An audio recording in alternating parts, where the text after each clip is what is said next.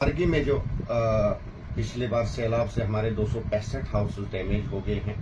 एक तो हमने एसडीआरएफ से जो उनका 1,30,000 1,35,000 जो भी बनता था वो उसी टाइम एडमिनिस्ट्रेशन को हिदायत दी और विद इन 1 वीक वो पेमेंट होगी। कि सीजन खत्म हो गया, अभी कहीं लोगों को 30% भी काम नहीं हुआ है, कहीं ब्लॉक्स में, तो कब ये 150 दिन पूरे देंगे और सुबह शाम हाजिरी केवाईसी कब पूरी होगी?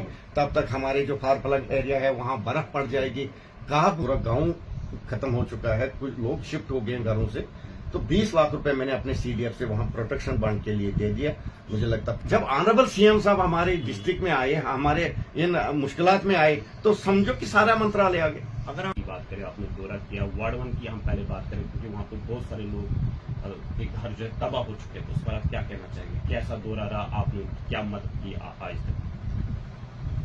आशिक साहब आपका बहुत बहुत शुक्रिया। आप मुझे बखूबी जानते हैं कि जब से मैंने सियासत में हैंड लिया और आप मेरे साथ साथ चले, कॉन्स्टिट्यूंसी पहले कारा तक थी, थोड़ा उसमें था, सारा टफ एरिया था। अब और कॉन्स्टिट्यूंसी ये उससे भी ज्यादा टफ हुई है।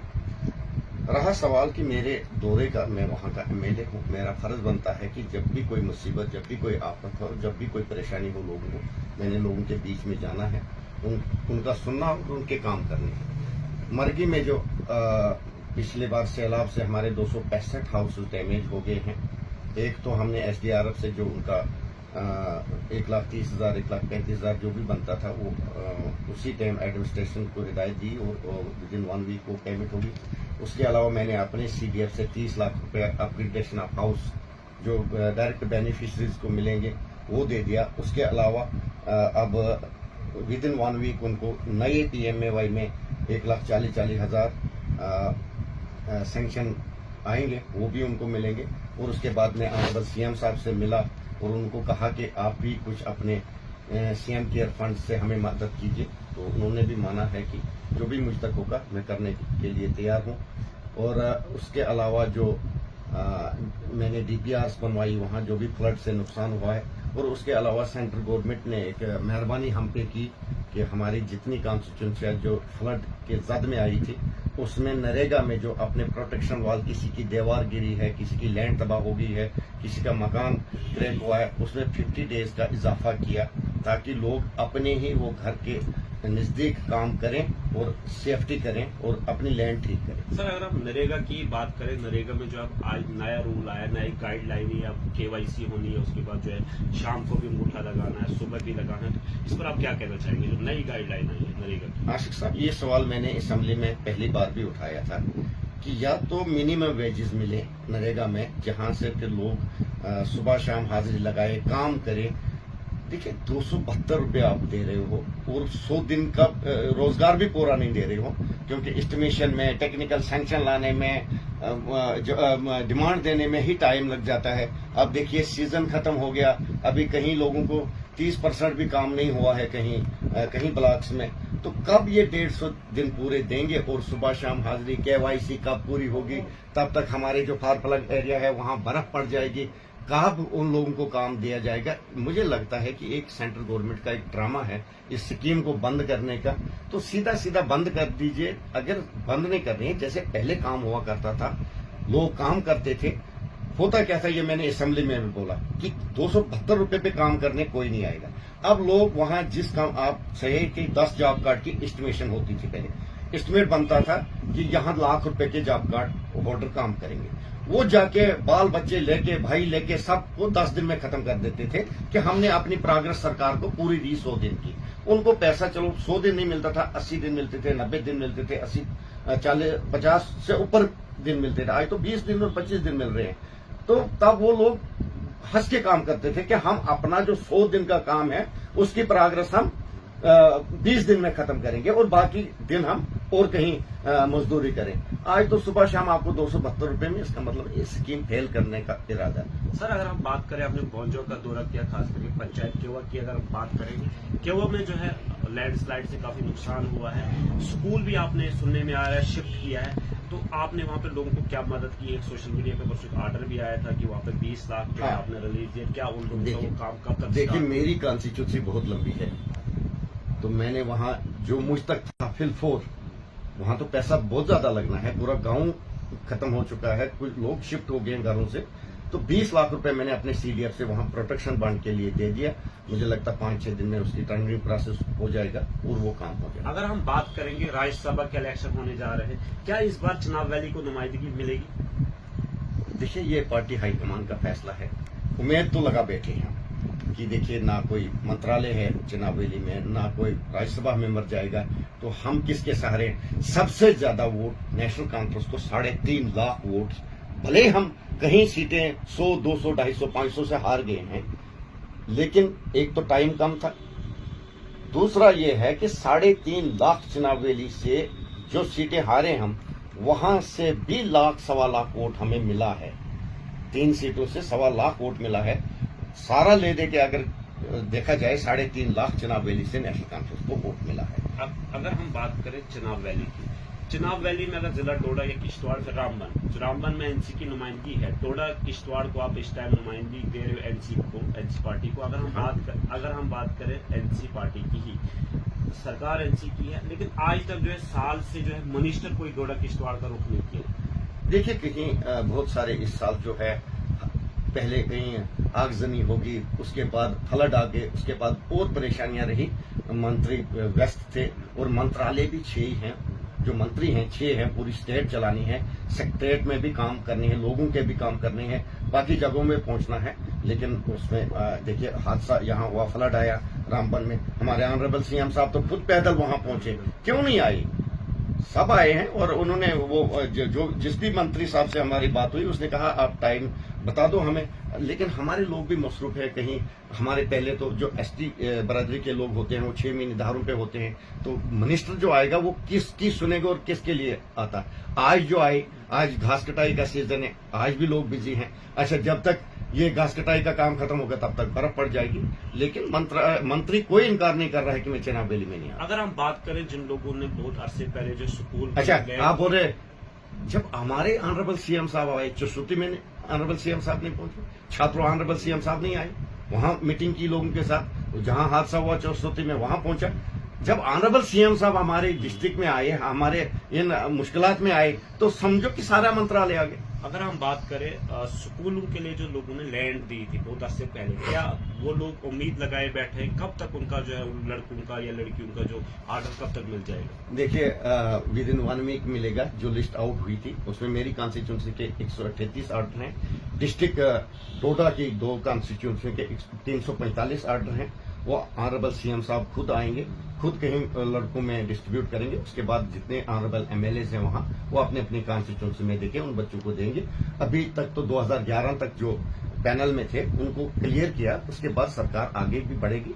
अगर हम सोशल मीडिया की बात करें, सोशल मीडिया पे हम रोज देखते आए रोज कि आपने हर जगह जो है डीपीआर तैयार की है, मौजा की, मड़वा वार्ड 1 छात्रों की बहुत सारी डीपीआर हम देख रहे हैं। तो कब तक ये रोडों पे काम स्टार्ट होगा, कितनी रोडें पेंडिंग और कितनी की डीपीआर बनी है पूरी ऑल ओवर इंदरवाल की? देखिए, सबसे जो बड़ी रोड है जिनकी लेंथ 5 किलोमीटर से ऊपर है, 22 रोड्स का काम 10-15 दिन के अंदर टेंडरिंग प्रोसेस कंप्लीट होगा। सिर्फ टेंडर खोलने का काम हुआ है, 1 हफ्ते में क्लियर हो जाएगा।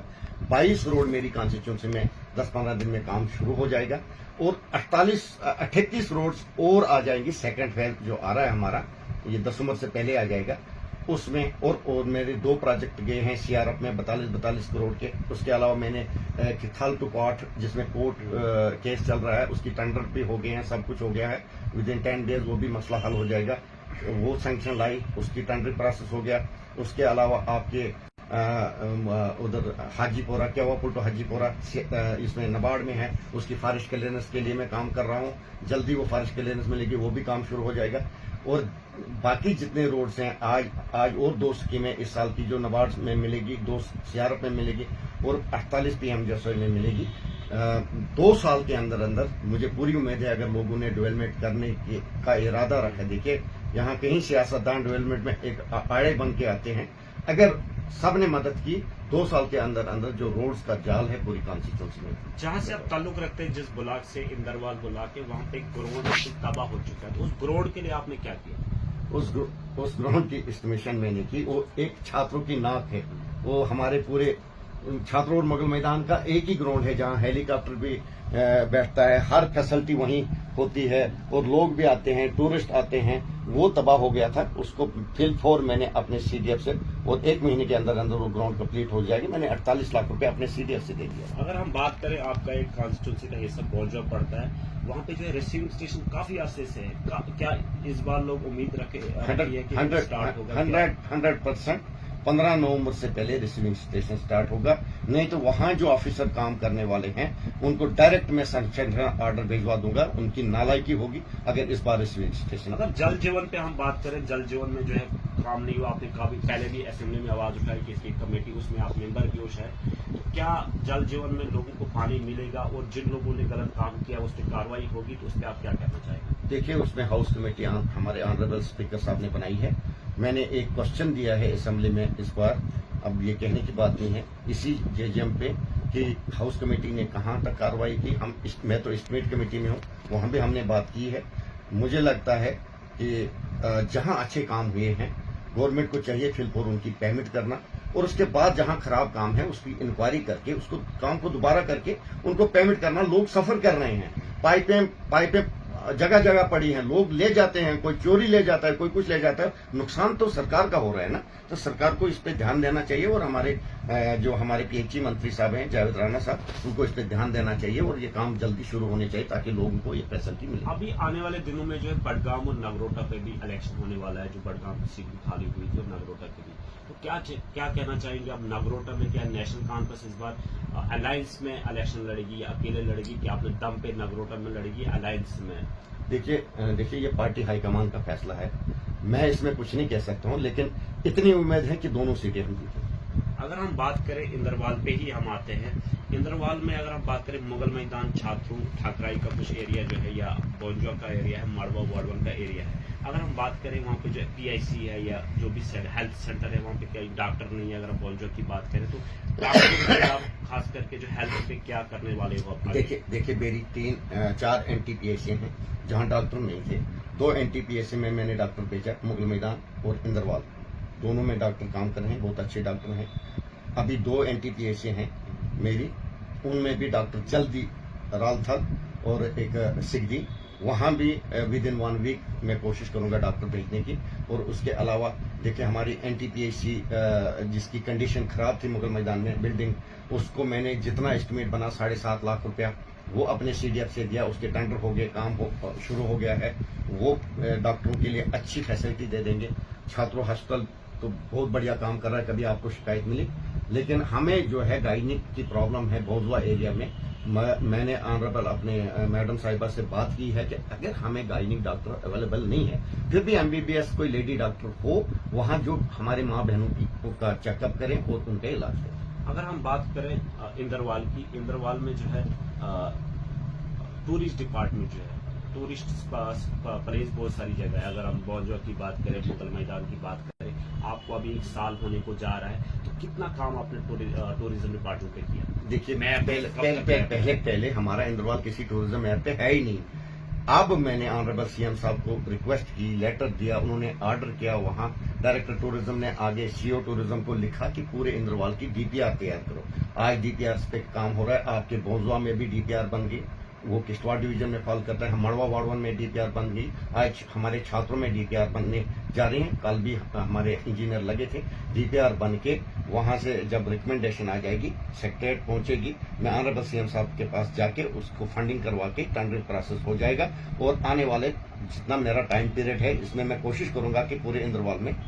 अगर अब लास्ट सवाल आपसे जानने की कोशिश करें, मड़वा वार्ड 1 में आप आने वाली जो है सर्दी है, वहाँ पे 6 महीने के लिए रास्ता बंद होता है, बर्फ होता है। क्या लोगों को, क्या इस आपके दौर में, आप एमएलए हैं, आपके दौर में लोगों को रास्ते का क्या रहेगा? बाई एयर जो है उनकी जो सर्विस मिलती है, जहाज मिलता है, तो इस बार आपने क्या सोच के रखा है उनके लिए? सब कुछ जैसे मिलता था वैसे मिलेगा उनको।